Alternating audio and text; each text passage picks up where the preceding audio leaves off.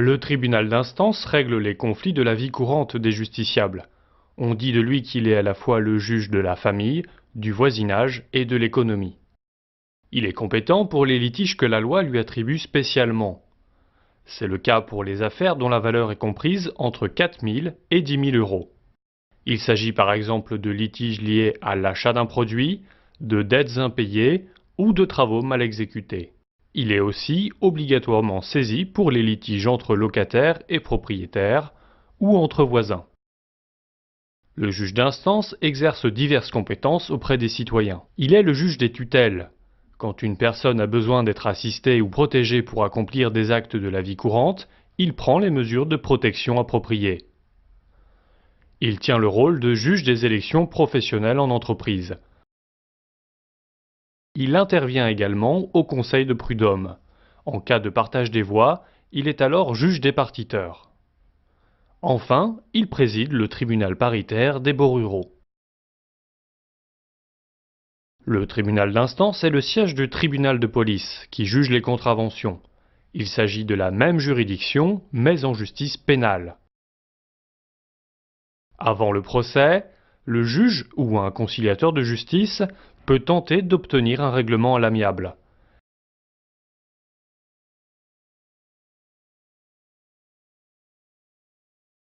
Le tribunal est composé d'un seul juge. Il examine les pièces, dirige les débats et tranche le litige.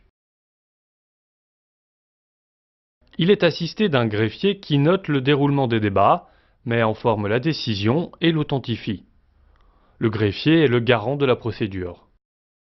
L'huissier audiencier appelle les affaires et maintient l'ordre dans la salle sous l'autorité du président. L'assistance d'un avocat pour représenter et défendre ses intérêts n'est pas obligatoire. Il est possible de se défendre soi-même ou de se faire assister par un proche. La partie qui a initié le procès s'appelle le demandeur. La partie adverse, contre qui les demandes sont dirigées, est le défendeur.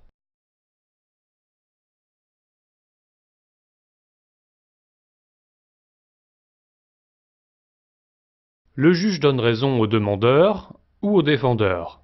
Il peut également donner raison partiellement aux deux parties. Il évalue également le montant des dommages et intérêts accordés à l'une ou l'autre des parties. Si l'une des deux parties n'est pas satisfaite, elle peut contester le jugement rendu en première instance. La nature de l'affaire et le montant en jeu déterminent la suite. Cela dépend de chaque litige en particulier.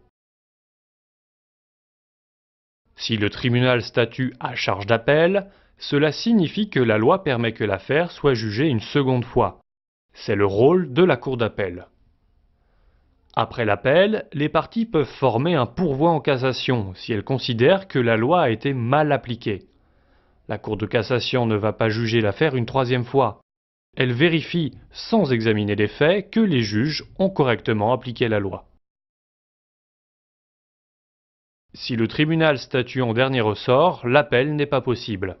Mais le justiciable peut porter son affaire directement devant la Cour de cassation.